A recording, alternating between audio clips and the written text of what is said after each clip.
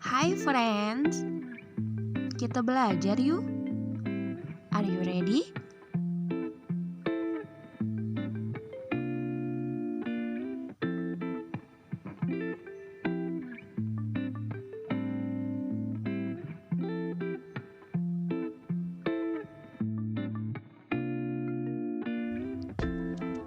Welcome back to my channel. Oke, di sini kita akan belajar mengenai KD 3.14 dan 4.14. Di sini kita akan belajar menelaah struktur dan kebahasaan teks persuasi yang berupa saran, ajakan, dan pertimbangan tentang berbagai permasalahan aktual, lingkungan hidup, kondisi sosial, atau keagamaan, budaya, dan lainnya dari berbagai sumber yang didengar dan dibaca. Lalu ada 4.14 menyajikan teks persuasi, saran, ajakan, arahan, dan pertimbangan secara tertulis dan lisan dengan memperhatikan struktur, kebahasaan, atau aspek lisan. Oke, apa sih teks persuasi? Ada yang tahu? Coba sebutkan.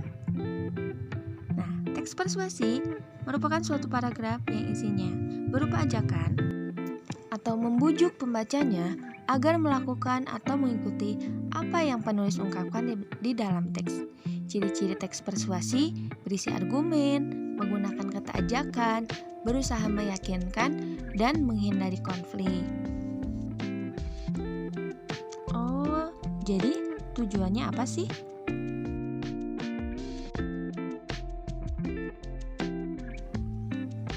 Jadi, tujuannya untuk merayu, membujuk, mempengaruhi orang lain agar mengikuti apa yang diinginkan penulis. Nah, adapun struktur teks persuasi adalah 1. Ada pengenalan isu, berupa pengantar atau awalan pada teks yang mengenalkan isu atau permasalahan yang akan dibahas pada teks. Yang kedua, rangkaian argumen berupa pendapat-pendapat dari penulis mengenai isu yang dikemukakan sebelumnya, berisi data, fakta yang mendukung argumen tersebut. Yang ketiga, pernyataan ajakan berupa kalimat-kalimat dorongan kepada para pembaca untuk melakukan sesuatu.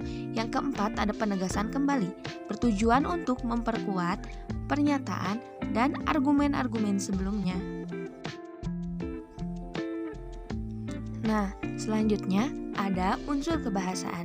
Yang pertama, pernyataan bujukan ditandai dengan pemakaian kata seperti penting, harus, dan sepantasnya. Yang kedua, kata kerja imperatif ditandai dengan pemakaian kata seperti jadikanlah, sebaiknya, hendaknya, dan waspadalah. Nah, ada pula langkah-langkah menyusun teks persuasi. Yang pertama, menemukan topik. Topik dapat membuat fokus penulis agar tidak terpecah memikirkan hal-hal lain. Yang kedua, tentukan tujuan secara umum. Yang ketiga, membuat kerangka tulisan atau paragraf agar teks persuasi lebih sistematis dan logis. Kerangka disesuaikan dengan struktur teks persuasi. Yang keempat, mengumpulkan data-data yang tepat dan akurat dapat menambah kepercayaan pembaca akan informasi yang disampaikan penulis. Yang kelima, ada menyusun paragraf. Menyusun paragraf berdasarkan kerangka paragraf yang telah dipersiapkan sebelumnya. Berikut adalah contoh gambar teks persuasi.